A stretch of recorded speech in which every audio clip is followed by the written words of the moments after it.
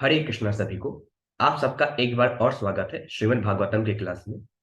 तो अभी तक हम चैप्टर नंबर 23 कर चुके हैं। अब चैप्टर नंबर 24 स्टार्ट करना है। लेकिन इसको स्टार्ट करने से पहले भगवान श्री कृष्ण की प्रार्थना करेंगे। तो सभी लोग अपने दोनों हाथों को जोड़ लें और भगवान श्री कृष्ण की प्रार्थना करें। ओम नमो भगवते वासुदेवाय। जन्माधस्य यतो अन्वयादितरश्चार्थस्भिगस्वराट् तेने ब्रह्महृदायादिकवये मह्यन्ते च सूर्याः तेजो वारिमृदां यथ विनिमयो यत्र सर्गो मृषा धाम्ना स्वेन सदा निरस्तकुहकं सत्यं परं धीमहि।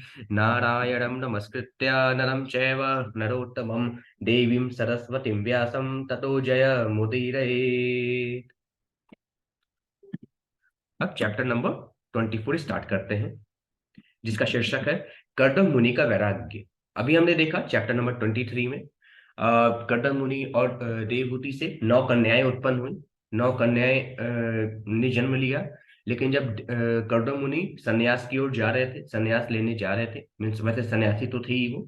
जब वो अपना सब कुछ छोड़ के अब हमेशा हमेशा के लिए भगवान की भक्ति करने जा रहे थे, तो उस समय देवहूति ने उनको रोका कि हे मुनि, हे पतिदेव, आप तो चले जाएंगे, लेकिन आप हमारी कन्याएं भी बड़ी हो जाएंगी, वे भी अपने घर चली जाएंगी, मैं फिर अकेले रह जाऊंगी। तो आगे देखिए क्या जो है देवहूति कहती है। तो शीर्षक है कर्दम मुनि का वैराग्य। फिर आगे मैत्रेय उवाच निर्वेदवादीनिमेवं मनोदुर्हितरं मुनिः दयालुः शालीनि महा शुक्लाभिव्याहृतम् स्मरण। अब यहाँ पे मैत्रेय मुनि कहते हैं, भगवान विष्णु के वचनों का स्मरण करते हुए कर्दम मुनि ने वैराग्यपूर्ण बातें करने वाली स्वयं मनु की प्रशंसनीय पुत्री देवहूति से इस प्रकार कहा। अब यहाँ पे कि कर्दम मुनि ने भगवान विष्णु की उन बात का स्मरण किया जब उन्होंने कहा था कि तुम्हारे ही देवहूति के गर्भ से जो हुए है, और देवहूति के गर्भ से मेरा ही प्राकट होगा, मेरे ही अंश का प्राकट होगा, जिसका नाम कपिल होगा। उसको स्मरण करते हुए स्वयं मनु की जो पुत्री है देवहूति, उनसे कर्दम मुनि ने कहा। कर्दम मुनि ने क्या कहा? ऋषिरुवाच माखिदो राजपुत्रित अथमात्मानं प्रतयनीदिते भगवांस्ते अक्षरो गर्भम दुरात संप्रपतस्यते। अब कदर मुनि ने कहा, हे राजकुमारी, तुम अपने आप से निराश न हो। तुम निसंदेह प्रशंसनीय हो। अविनाशी पूर्ण पुरुषोत्तम भगवान शीघ्र ही पुत्र रूप में तुम्हारे गर्भ में प्रवेश करेंगे।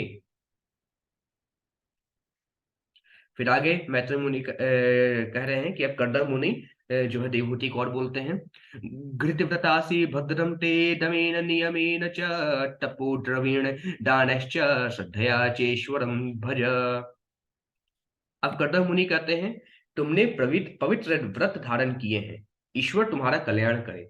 अब तुम ईश्वर की पूजा अत्यंत श्रद्धा, संयम, नियम, तप तथा अपने धन के दान द्वारा करो। फिर आगे कर्दम मुनि कहते हैं, स तो तव्याराधितः शुक्लो चितन्वन मामकम यशः चित्ता ते हृदय ग्रंथि मोदय देव ब्रह्मा भावनः। अब कर्दम मुनि कहते हैं, तुम्हारे द्वारा पूजित होकर श्री भगवान मेरे नाम तथा यश का विस्तार करेंगे। वे तुम्हारे पुत्र बनकर तथा तुम्हें ब्रह्म ज्ञान की शिक्षा देकर तुम्हारे हृदय में पड़ी गांठ को छिन्न कर देंगे। एक चीज हमें याद रखना चाहिए, जब भगवान आध्यात्मिक ज्ञान का प्रसार करने के लिए आते हैं, तो वे सामान्य रूप से किसी भक्त की सेवा से प्रसन्न होकर उसके पुत्र रूप में अवतरित होते हैं। पूर्ण पुरुषोत्तम भगवान सबके पिता हैं, अतः उनका कोई पिता नहीं है, किंतु अपनी अचिंत्य शक्ति से वे किसी भक्त को अपना पिता बनाना तथा उनका वंशज बनना स्वीकार करते हैं। यहाँ पर कहा गया है कि आध्यात्मिक ज्ञान से हृदय की गांठ का छेदन हो जाता है। पदार्थ तथा आत्मा मिथ्या अहंकार की ग्रंथि से जुड़े रहते हैं। पदार्थ और आत्मा को एक करके मानना ही हृदय ग्रंथि कही जाती है और समस्त जीव में विद्यमान रहती है, और इसी का छेदन भगवान आके करेंगे अपने आध्यात्मिक ज्ञान द्वारा। फिर आगे मैत्री मुनि कहते हैं, मैत्री उवाच देवहुत्यपि संदेशम गौरवेण प्रजापते सम्य अक्षरधाय पुरुषम कुटस्थम भजद गुरुम। अब मैत्री मुनि कहते हैं, देवहूति में अपने पति कर्दम के आदेश के प्रति अत्यंत श्रद्धा तथा सम्मान था, क्योंकि वे ब्रह्मांड में मनुष्यों के उत्पन्न करने वाले प्रजापतियों में से एक थे। हे मुनि, इस प्रकार वह ब्रह्मांड के स्वामी घट घट के वासी श्री भगवान की पूजा करने लगी। तो मैत्री मुनि ने कहा, इस प्रकार अपने पति के आदेश को मानकर हे विदुर, जो देवहूति थी वो भगवान श्री हरि की जो कि घट घट के वासी हैं उनकी नित्य प्रतिदिन अच्छे मन से पूजा करने लगी।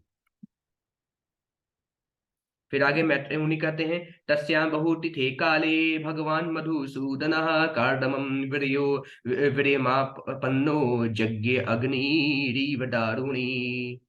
अब मैत्री मुनि कहते हैं, अनेक वर्षों बाद मधुसूदन अर्थात मधु नामक असुर के संहार करता पूर्ण पुरुषोत्तम भगवान कर्दम मुनि के वीर्य में प्रविष्ट होकर देवहूति के गर्भ में उसी प्रकार प्रकट हुए जिस प्रकार किसी यज्ञ के काष्ठ में से अग्नि उत्पन्न होती है। फिर आगे मैत्री मुनि कहते हैं, अवादयं तथा व्योम्नि वादी त्राणी घना घना गायन्ति तम स्म गंधर्वा नित्यन्त्य अपसरसो मुदा। अब यहाँ पे मैत्री मुनि कहते हैं, पृथ्वी पर उनके अवतरित होते समय आकाश में देवताओं ने वाद्य यंत्रों के रूप में जल बरसाने वाले मेघों से वाद्य संगीतों की सी ध्वनि बजाई। स्वर्गीय गवैये गंधर्व गण भगवान की महिमा का गान करने लगे और अप्सराओं के नाम से प्रसिद्ध स्वर्गीय नर्तकियां आनंद विभोर होकर नाचने लगी। फिर आगे मैत्री मुनि कहते हैं, पेतु सुमनसो दिव्या खेचरे रपवर्जिता प्रसिद्धुश्च दिशः सर्वा अंभांसि च मनांसि च। अब मैत्री मुनि यहाँ पे कहते हैं, भगवान के प्राकट के समय आकाश में मुक्त रूप से विचरण करने वाले देवताओं ने फूल बरसाए, सभी दिशाएं, सभी सागर तथा सबों के मन परम प्रसन्न हुए। फिर आगे मैत्री मुनि कहते हैं, तत्कर्दमाश्रमपतम सरस्वत्या परीक्षितम स्वयंभू साकर्षि साकमृषि भ्रीमरी अत्यादिभिर्भयात्। अब मैत्री मुनि कहते हैं, सर्वप्रथम सृजित जीव ब्रह्मा, मरीचि तथा अन्य मुनियों के साथ कर्दम के आश्रम गए, जो सरस्वती नदी से चारों ओर से घिरा था। फिर आगे मैत्री मुनि कहते हैं, भगवंतम परम ब्रह्म सत्वेनांशेन शत्रुहण ततत्व संख्यान विज्ञपतये जातम विद्वा नज स्वराट। मैत्री मुनि कहते हैं, हे शत्रुओं के संहारक, ज्ञान प्राप्त करने में प्रायः स्वच्छंद अजन्मा ब्रह्मा जी समझ गए कि श्री भगवान का एक अंश अपने कलमश रहित अस्तित्व में सांख्य योग रूप में समस्त ज्ञान की व्याख्या के लिए देवहूति के गर्भ में से प्रकट हुआ है। फिर आगे मैत्री मुनि कहते हैं, सभा जैन्वी शुद्धेन चेतसा तच्ची किशर कीर्षितम प्रहस्य माणे रसुभी कर्दमम चेदमम भयधात। अब मैत्री मुनि कहते हैं, अवतार रूप में भगवान के अभिप्रेत कार्यकलापों के लिए प्रमुदित इंद्रियों तथा विशुद्ध हृदय से परमेश्वर की पूजा करके ब्रह्मा जी ने कर्दम तथा देवहूति से इस प्रकार कहा। फिर आगे ब्रह्मा जी कहते हैं, ब्रह्मोवाच तव्य में अपचीतिस्तात कल्पिता निर्व्यलिकतः यन्मे सज्ज गृहे वाक्यम भवान मानद मानयन। मैत्री मुनि कहते हैं कि अब ब्रह्मदेव कर्दम मुनि और देवहूति से कहते क्या कहते हैं, प्रिय पुत्र कर्दम, चूंकि तुमने मेरे उपदेशों का आदर करते हुए उन्हें बिना किसी द्वैत के स्वीकार किया है, अतः तुमने मेरी समुचित तरह से पूजा की है। तुमने मेरे सारे उपदेशों का पालन किया है, ऐसा करके तुमने मेरा सम्मान किया है। फिर आगे ब्रह्मा जी कहते हैं, एतावतेव शुश्रूषया कार्या पितरी पुत्र कहे पारमित्य नुमन्येत गौरवेण गुरु वरच। अब यहाँ पे मैत्री मुनि कहते हैं, पुत्रों को कि ब्रह्मदेव अब कर्दम मुनि और देवहूति को क्या कह रहे हैं, पुत्रों को अपने पिता की ऐसे ही सेवा करनी चाहिए। पुत्र को चाहिए कि अपने पिता या गुरु के आदेश का पालन सम्मान पूर्वक जो आज्ञा कहते हुए करे। फिर आगे ब्रह्मदेव कहते हैं, इमा दूहित रह सत्य अस्त्व वर्ष सुमधय महा सर्ग मेतम प्रभाव है सवय बृह बृह यशन्त्यने कधा। अब मैट्रिक मुनि कहते हैं यहाँ पे कि ब्रह्मदेव अब क्या बोल रहे हैं। तब ब्रह्मा जी ने कर्दम मुनि की 9 कन्याओं की प्रशंसा यह कहकर की कि तुम्हारी सभी तनमंगी कन्याएं निसंदेह साध्वी हैं। मुझे विश्वास है वे अनेक प्रकार से अपने वंशों द्वारा इस सृष्टि का वर्धन करेंगी। फिर आगे ब्रह्मदेव कहते हैं, अतस्त्वमृषि मुखे भयो यथाशीलम यथा रुचि आत्मजा परिदेहयाद्य विस्तीर्णे ही यशो भुवि। मैत्री मुनि कहते हैं कि ब्रह्मदेव क्या कर रहे हैं कर्दम मुनि और देवहूति से। अतः हे कर्दम, आज तुम इन पुत्रियों को उनके स्वभाव तथा उनकी रुचियों के अनुसार श्रेष्ठ मुनियों को प्रदान कर दो और इस प्रकार सारे ब्रह्मांड में अपना सुयश फैलाओ।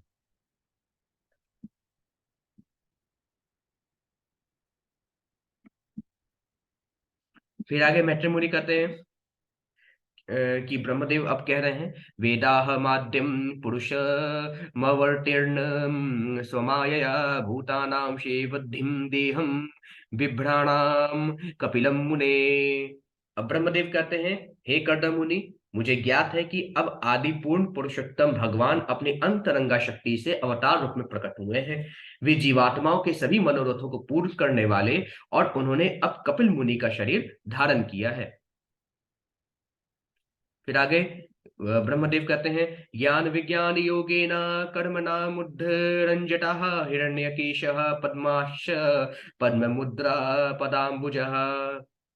अब ब्रह्मदेव कहते हैं, सुनहले बाल, कमल की पंखुड़ियों जैसे नेत्र तथा कमल के पुष्प से अंकित कमल के समान चरणों वाले कपिल मुनि अपने योग्य तथा शास्त्रीय ज्ञान के व्यवहार से इस भौतिक जगत में कर्म की इच्छा को समूल नष्ट कर देंगे। फिर आगे ब्रह्मदेव कहते हैं, एष मानवी ते गर्भम प्रविष्ट कैटबार्दन अविद्या संशय ग्रंथिम चित्वा गाम विचरिष्यति। अब यहाँ पे ब्रह्मदेव कहते हैं, तब ब्रह्मा जी ने देवहूति से कहा, अभी कर्दम मुनि से बात कर रहे थे, अब देवहूति से कहा, हे मनुपुत्री, जिन श्री भगवान ने कैटव असुर का वध किया है वे ही अब तुम्हारे गर्भ में आए हैं। वे तुम्हारे समस्त संशय तथा अज्ञान की गांठ को नष्ट कर देंगे, तब वे सारे विश्व का भ्रमण करेंगे। फिर आगे ब्रह्मदेव कहते हैं किससे, देवहूति से, अयम सिद्धे गणाधीश सांख्याचार्य हे सुसम्मत लोके कपिल इत्याख्याम गंता ते कीर्तिवर्धन। अब यहाँ पे ब्रह्मदेव कहते हैं, तुम्हारा पुत्र समस्त सिद्ध गणों का अग्रणी होगा। वह वास्तविक ज्ञान का प्रसार करने में दक्ष आचार्यों द्वारा मान्य होगा और मनुष्यों में वह कपिल नाम से विख्यात होगा। देवहूति के पुत्र रूप में वह तुम्हारे यश को बढ़ाएगा। फिर आगे मैत्री मुनि कहते हैं, तवाश्वास्य जगत सृष्टा कुमारे सह नारद हंसो हंसेन यानेन त्रिधाम परमं जयो। श्री मैत्री मुनि ने कहा, कर्दम मुनि तथा उनकी पत्नी देवहूति से इस प्रकार कहकर ब्रह्मांड के सृष्टा ब्रह्मा जी, जिन्हें हंस भी कहा जाता है, अपने वाहन हंस पर चढ़कर चारों कुमारों तथा नारद सहित तीनों लोकों में से सर्वोच्च लोक को यानी ब्रह्मलोक को वापस चले गए। अब आगे श्लोक नंबर 21 में मैत्री मुनि क्या कहते हैं वो हम कल पढ़ेंगे। आज के लिए बस इतना ही। सभी को हरे कृष्ण।